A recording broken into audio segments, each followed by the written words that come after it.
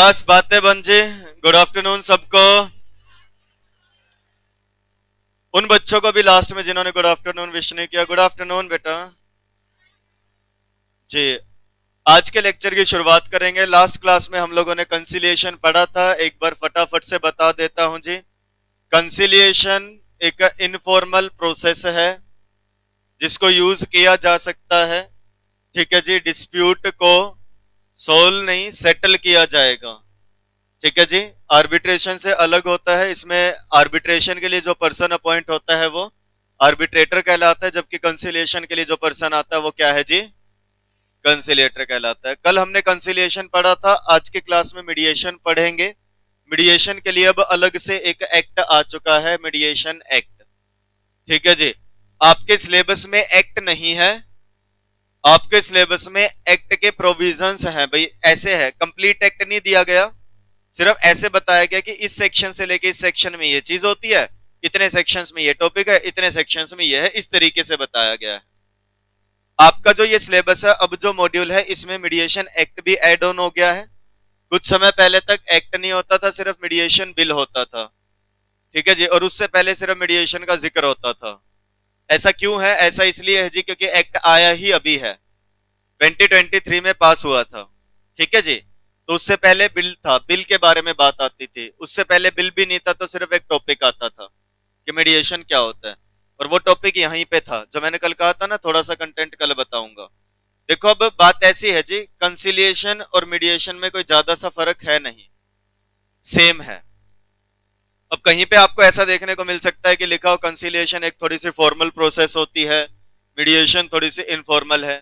कहीं पे ऐसा लिखा हो सकता है कि मीडिएशन थोड़ी सी फॉर्मल प्रोसेस होती है, स्ट्रक्चर्ड प्रोसेस है, कंसिलिएशन थोड़ी सी इनफॉर्मल है। और कहीं पे लिखा होगा आर्बिट्रेशन एक फॉर्मल प्रोसेस होती है, ये दोनों ही थोड़ी सी इनफॉर्मल है। नजरिया कहीं पे किसी का गलत नहीं है। बात ऐसी है जी, मीडिएशन कंसिलिएशन एक ही जैसे हैं, बट कई जगह आपको ऐसा देखने को मिलेगा, जैसे यहाँ पे भी लिखा है कि कंसिलिएशन थोड़ी सी इनफॉर्मल प्रोसेस है, जबकि मीडिएशन एक स्ट्रक्चर्ड प्रोसेस है।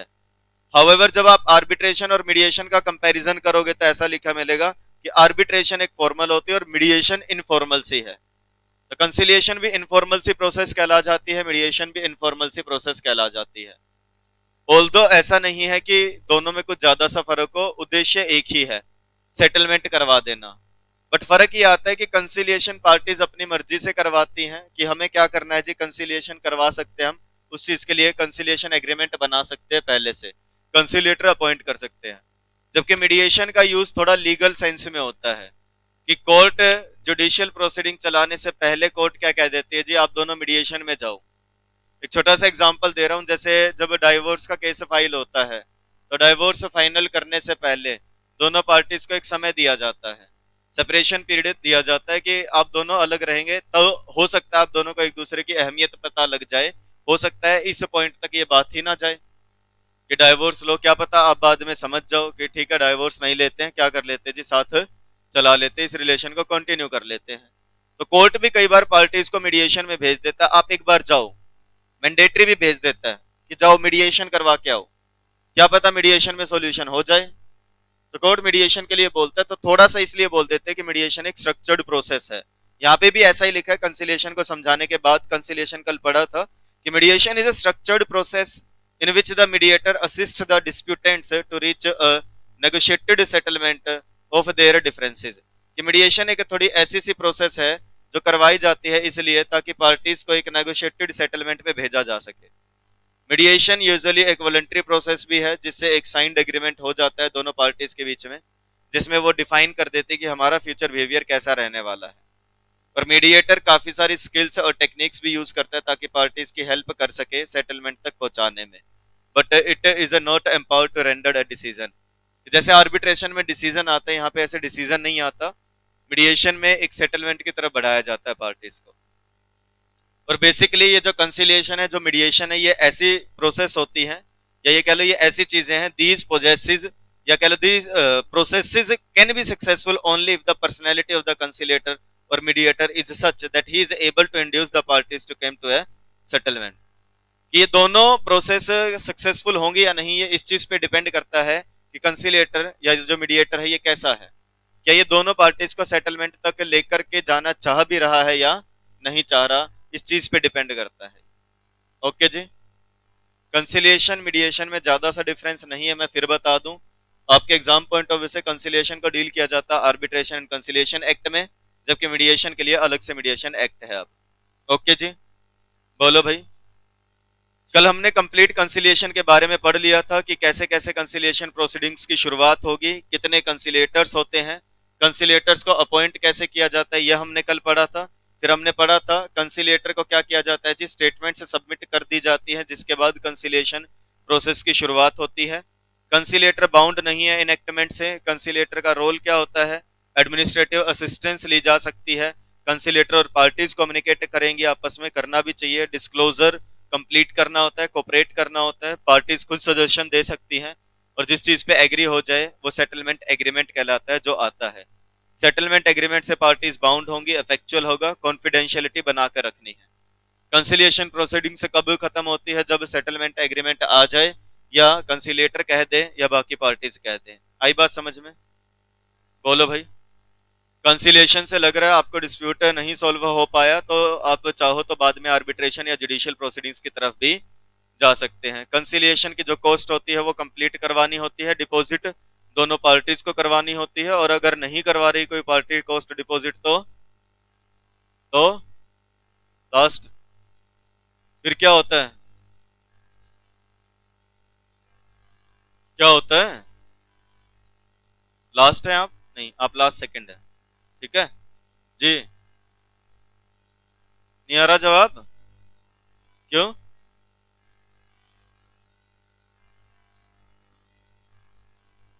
पढ़ लो,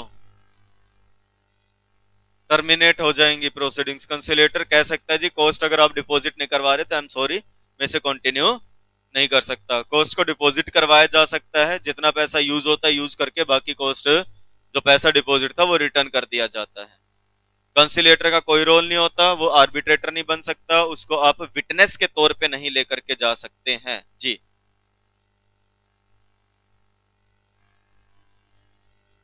इनका डिस्प्यूट है, मैं कंसिलेटर हूं, अब बताओ।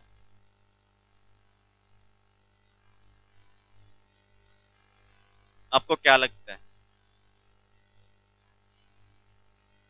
कुछ तो सोचो, आपके हिसाब से क्या होना चाहिए अगर आपको ऐसे सिचुएशन में रखा।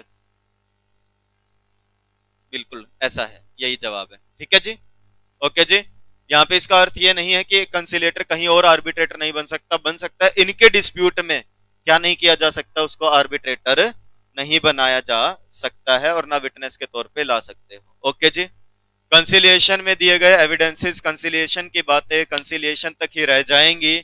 उन बातों को आप क्या नहीं कर सकते, जुडिशियल प्रोसीडिंग्स में विटनेस एविडेंस के तौर पे यूज नहीं कर सकते। डन। ये कंसिलिएशन के रिगार्डिंग बातें थी। इसके बाद 3 सेक्शन आते हैं, 82, 83, 84। 82 ये कहता है हाई कोर्ट के पास पावर है कि वो रूल बना सकते हैं इस एक्ट के लिए। 83 और 84 दोनों ने ही पावर किसको दी है, सेंट्रल गवर्नमेंट ने दी है। लिखा है ना, देखो subsection 1 of section 83 provides that, क्या कहता है कि if any difficulty arises in giving effect to the provisions of this act, इस एक्ट को अच्छे से लागू करने में अगर कोई डिफिकल्टी आती है तो कौन, दी सेंट्रल गवर्नमेंट में। और आगे भी यही लिखा है, section 84 provides that the central government may by notification in the official gazette make rules for carrying out the provisions of this act. लेकिन दोनों में फर्क है। ये वाला सेक्शन बनाया गया जो 83, ये इस सोच से बनाया गया, किस सोच से, कि ये एक्ट जब आया है, आने के बाद लागू करने में कोई दिक्कत आती है तो। 84 इस सोच के साथ बनाया है कि कभी भी लगता है कि एक्ट को अच्छे से अप्लाई करने के लिए, इस एक्ट के प्रोविजंस को अच्छे से अप्लाई करने के लिए। आ रही है बात समझ में? 84 इस सोच के साथ बनाया तो फर्क है। 83 बनाया, एक्ट आ गया जी, अब इस एक्ट को अगर अप्लाई करवाने में कोई दिक्कत आ रही है तो सेंट्रल गवर्नमेंट ऑफिशियल गजेट में नोटिस दे करके क्या कर सकती है जी, पब्लिश करके ऑर्डर दे सकती है, वो प्रोविजन बना सकते हैं, मेक सच प्रोविजन। बस वो क्या ना हो, इनकंसिस्टेंट ना हो, not inconsistent with the provisions of this act as appear it to be necessary or expedient for removing the difficulty। यानी कि सीधी सी बात है, ये एक्ट जब आया तो इस एक्ट के आने के बाद सेंट्रल गवर्नमेंट को लगता है कि इस एक्ट को अप्लाई करने के लिए जरूरी है, क्या जरूरी है जी, कुछ प्रोविजंस बनाना ताकि इस एक्ट को अच्छे से क्या किया जा सके, अप्लाई किया जा सके। तो ऑफिशियल गजेट में ऑर्डर दे करके क्या कह सकते हैं जी, बोलो भाई, कि इन इन प्रोविजंस का यूसेज कर लो जिससे ये एक्ट अच्छे से अप्लाई हो जाए। बस वो इनकंसिस्टेंट ना हो, दैट इज अलग ना हो, इस एक्ट के अगेंस्ट में ना हो, ये बात बोली गई। And provided that no such order shall be made after the expiry of the period of 2 years from the date of commencement of this act. और ये प्रोविजंस 2 साल के अंदर ले आना, 2 साल के बाद नहीं बनाए जा सकते। यानी कि क्या आज के टाइम में इस पॉइंट की रिलेवेंसी रही होगी, बोलो भाई, नहीं रही होगी। क्यों? क्योंकि 2 साल बीत चुके हैं। 1996 में जब ये एक्ट आया था तो उन 2 सालों में अगर कोई ऑर्डर देना था तो वो दे दिया होगा, अब इसके तहत ऑर्डर पास नहीं हो सकता। डन। और अभी एक पॉइंट आएगा, जैसे ये है, ये रहा, और कई जगह आएगा पूरे ज्यूरिस में। आज ही पढ़ाऊंगा, बार बार नहीं पढ़ाऊंगा।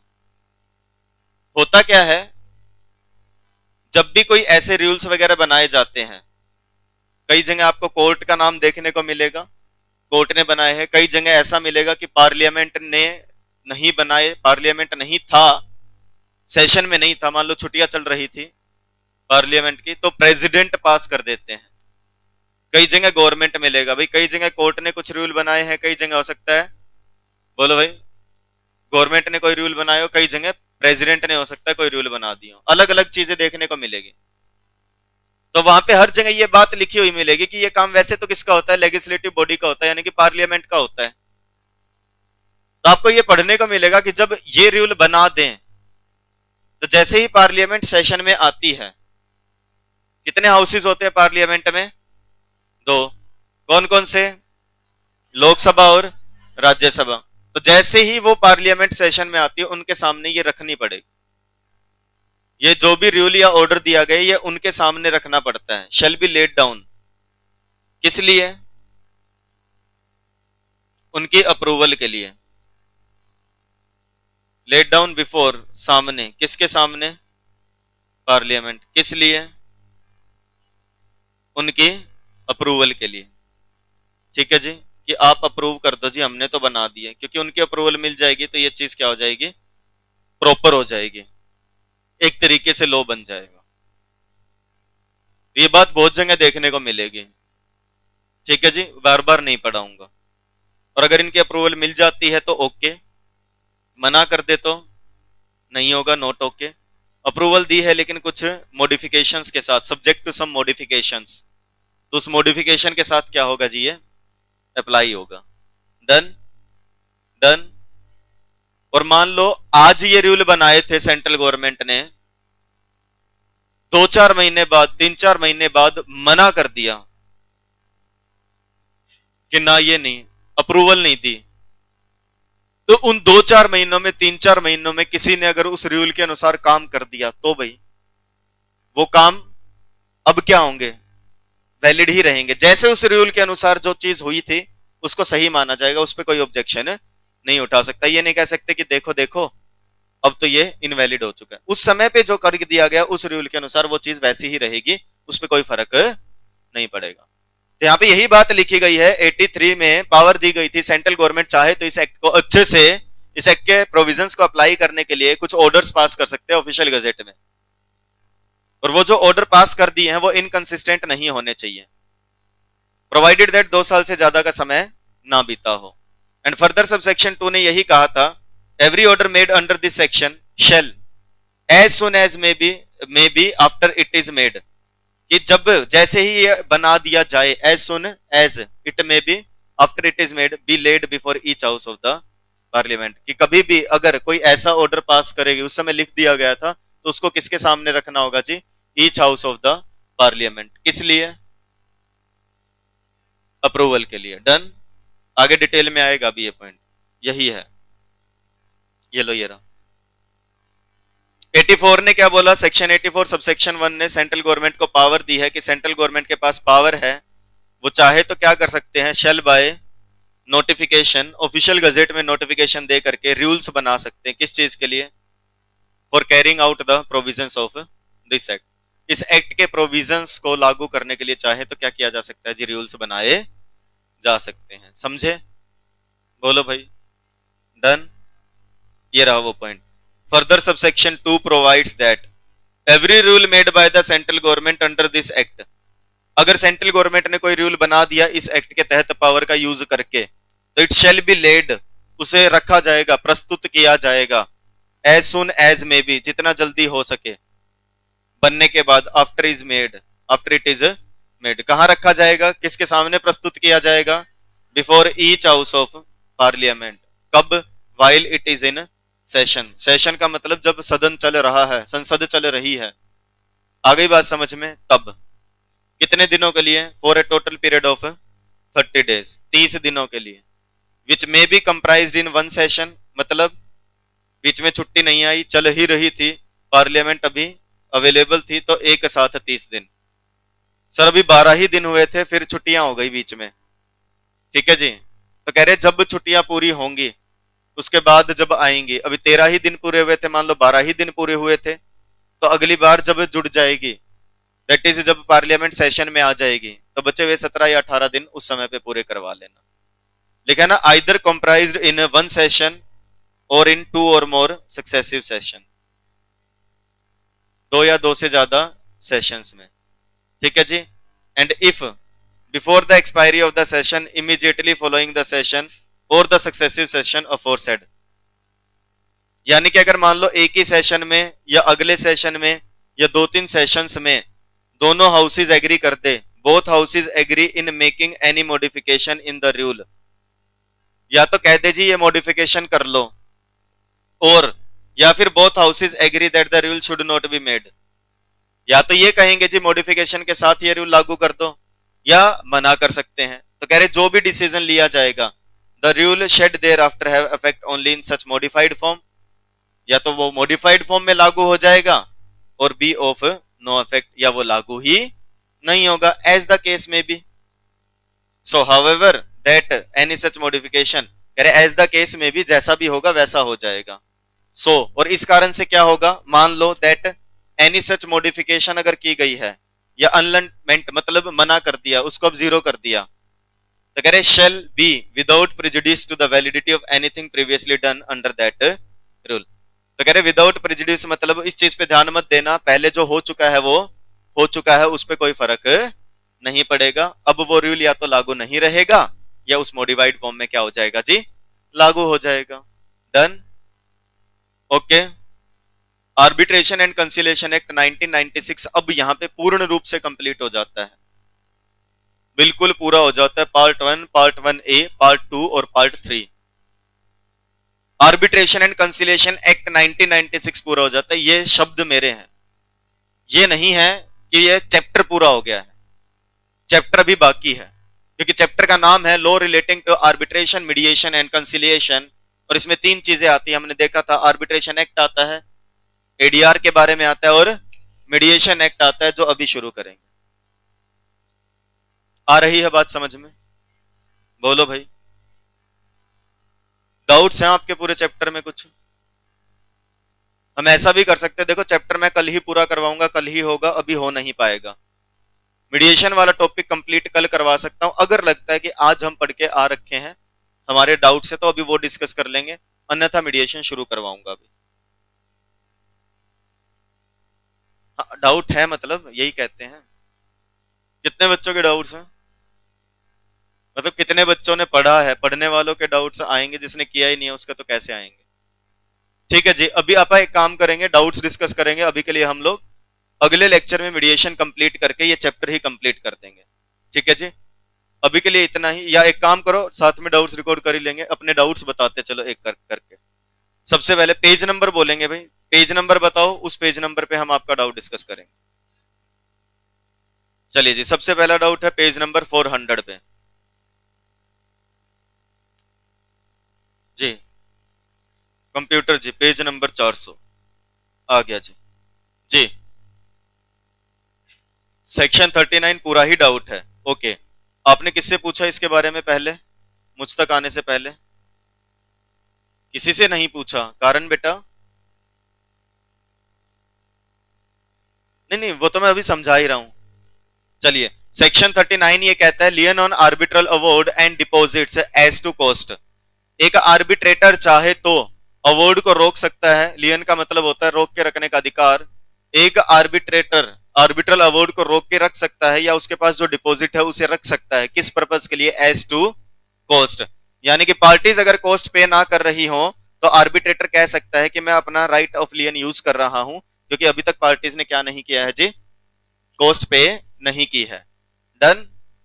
और ये उसका राइट है। इसके बाद ये कहा जाता है कि कोई पार्टी चाहे तो कोर्ट से रिक्वेस्ट कर सकती है कि हमारा आर्बिट्रल अवार्ड दिलवा दो।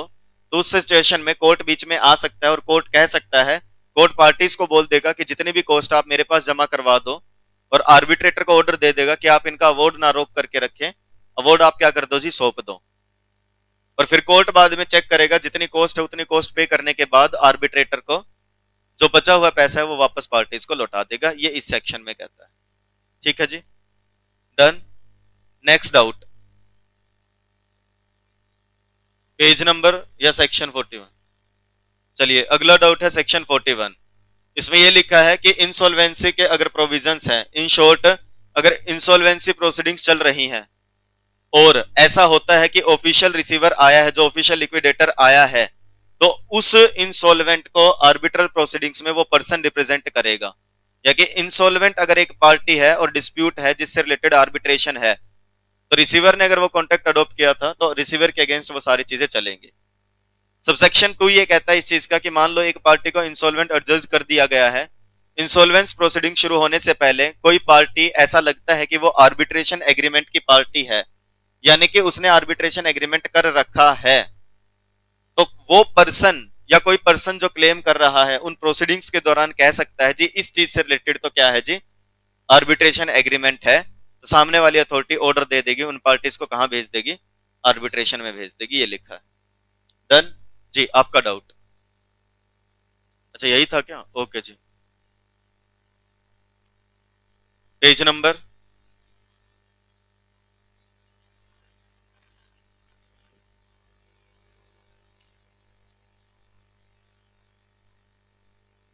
सेक्शन 36 ये वाला किसने पूछा है जी?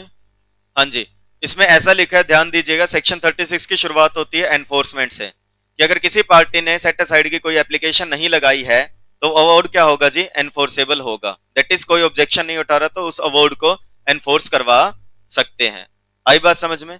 लेकिन अगर मान लो किसी पार्टी ने सेक्शन 34 के तहत एप्लीकेशन लगा दी है सेट असाइड के लिए, तो उसका यह मतलब नहीं होता कि अपने आप से अवार्ड क्या हो गया है? अनएनफोर्सेबल हो गया। Shall not by itself render the award unenforceable. Award enforceable रहेगा कब तक? जब तक कोई पार्टी स्टे ना लगवा दे एप्लीकेशन लगा करके। ठीक है जी। सबसेक्शन 3 ये कहता है कि स्टे लगा सकता है कोर्ट सारी चीजों को ध्यान में रख करके, सारी चीजों को देख करके। इतना ये प्रोविजन होता था। लेकिन बाद में ये बोला गया, इस प्रोविजन को ऐड किया गया अमेंडमेंट एक्ट 2021 में, अमेंडमेंट जब आई थी। और याद है मैंने आपको एक क्वेश्चन करवाया था, मैंने कहा था बिल्कुल शुरुआत में, आर्बिट्रेशन का इतिहास पूछ सकते भी कैसे कैसे ये चलता हुआ आया है।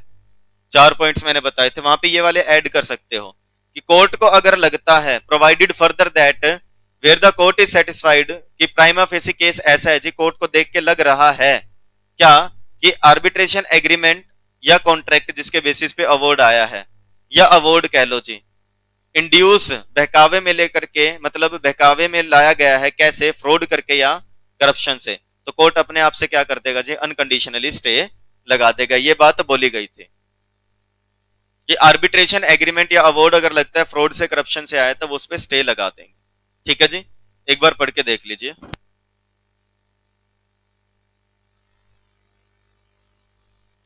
हाँ जी, next. Next doubt, page number 407।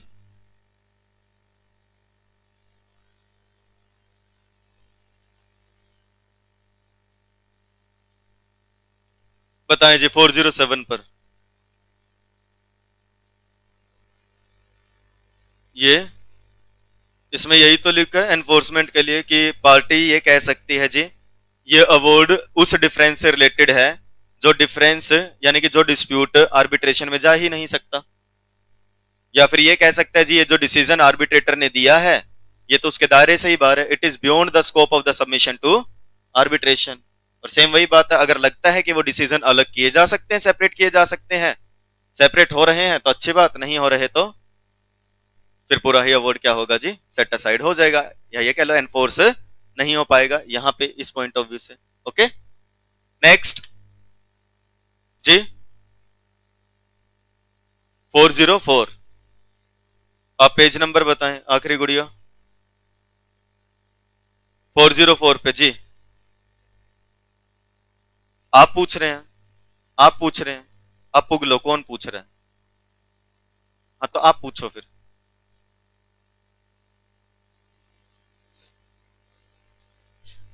404 पे रिमूवल ऑफ मेंबर, क्या ए डी और ई, ठीक है जी। सेंट्रल गवर्नमेंट चाहे तो एसीआई में से किसी मेंबर को रिमूव कर सकते हैं अगर वो अनडिस्चार्ज इंसॉल्वेंट, दैट इज वो इंसॉल्वेंट है, अभी तक वो अपनी लाइबिलिटी से फ्री नहीं हुआ, ये पता लगता है। दूसरा, उसने साथ में इस मेंबर होते हुए इस काउंसिल का वो साथ में कोई और फाइनेंशियल या कोई और काम कर रहा है जिससे उसके इन कामों पे फर्क पड़ रहा है तो। एंड ई कहता है उसने अपनी पोजीशन का फायदा उठाया है, ठीक है जी, कि मान लो फॉर एग्जांपल उसने अपने भांजे की आर्बिट्रल इंस्टीट्यूशन को ज्यादा एक्रीडिएशन दे दी, उसको सर्टिफिकेट दे दिया, इवन उसके अंदर वो क्वालिफिकेशंस नहीं थी, ऐसा लगता है कि अपनी पोजीशन का मिसयूज कर रहे हैं तो। ओके डन जी, पेज नंबर, चलिए जी अगला डाउट है 388 पे। जी गुड़िया थोड़ा सा सब्र करो, हमें 388 तक पहुंचने दो, कंप्यूटर तेज चला करो तुम, गुड़िया तेज हो रही है तुमसे जी।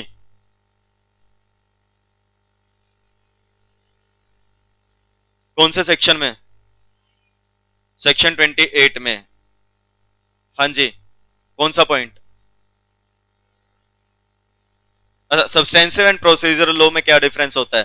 प्रोसीजरल लॉ वो होता है जो प्रोसीजर बताने के लिए आया है, सब्सटेंसिव लॉ उसे लॉ को बुलाते हैं जो जनरली आकर के राइट्स वगैरह डिसाइड कर देता है या बताता है कि राइट्स टूटने पे क्या होगा। एग्जाम्पल समझिए, जैसे इंडियन पीनल कोड जो होता था, मैं पुराने एक्ट के नाम इसलिए ले रहा हूं क्योंकि उसमें प्रोसीजर वर्ड यूज होता है तो जल्दी समझ में आएगा। इंडियन पीनल कोड आकर के ये कहता है अगर एक पर्सन दूसरे पर्सन की जान ले लेता है तो उसे हम मर्डर कहेंगे और मर्डर की ये सजा होगी। आई बात समझ में? ये बता दिया, ये सब्सटेंसिव लॉ है जो सब्सटेंस बता रहा है कि क्या चीज है, किस चीज को ऑफेंस माना गया और उसका होगा क्या, लेकिन उसे उस सजा तक पहुंचाएंगे कैसे? पुलिस ऑफिसर आएगा, अरेस्ट करेगा, इंक्वायरी होगी, इन्वेस्टिगेशन होगी, कोर्ट में जाएंगे, एविडेंसेस देंगे, विटनेस होगा, सजा सुनाएगा जज, ये जो सारा प्रोसेस ये कैसे चलेगा? इस चीज के लिए क्रिमिनल प्रोसीजर कोड होता था जो प्रोसीजर बताता था। ऑल्दो अब ये चेंज होकर के इंडियन पीनल कोड बन चुका है भारतीय न्याय संहिता, और क्रिमिनल प्रोसीजर कोड बन चुका है भारतीय नागरिक सुरक्षा संहिता। तो प्रोसीजरल लॉ वो होता है जो प्रोसीजर बताने के लिए आता है, स्टेप बाय स्टेप बताता है कैसे चीजों को चलाना है। आपके सिलेबस में जैसे सिविल प्रोसीजर कोड है अभी जो बदला नहीं है। डन नेक्स्ट 28 ये बताता है जी जब डिस्प्यूट को सॉल्व किया जाएगा तो कौन से कानून के तहत सॉल्व किया जाएगा, जबकि सेक्शन 19 जो बात करता है आपकी स्पेसिफिक वो प्रोसीजर कैसे फॉलो करना है, किन किन चीजों को हम फॉलो करेंगे, कैसे चलाएंगे, ये बताता है। इट्स जस्ट लाइक कि अगर मेरा और इनका डिस्प्यूट है, आपको हमने आर्बिट्रेटर अपॉइंट किया, तो ये जो प्रोसीजर कैसे चलेगा, मतलब आप क्या चीज फॉलो करोगे, क्या चीज फॉलो नहीं करोगे, पहले क्या करोगे फिर क्या करोगे, आर्बिट्रेशन कैसे चलानी, उसका प्रोसेस क्या होगा, इस चीज के लिए है। जबकि वो ये बताता है जब आप हमारा डिस्प्यूट सोल्व करोगे तो कौन से कानून के तहत करोगे, वो इस बारे में बात करता है, दोनों अलग है। ठीक है जी,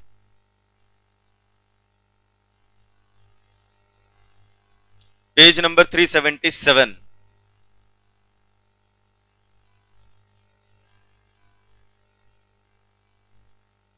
जी। ये ये अभी नहीं करवाऊंगा क्योंकि मैंने अभी कोर्ट की डेफिनेशन नहीं करवाई है जी। आशीष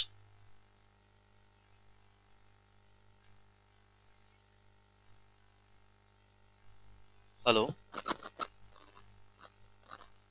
इंटर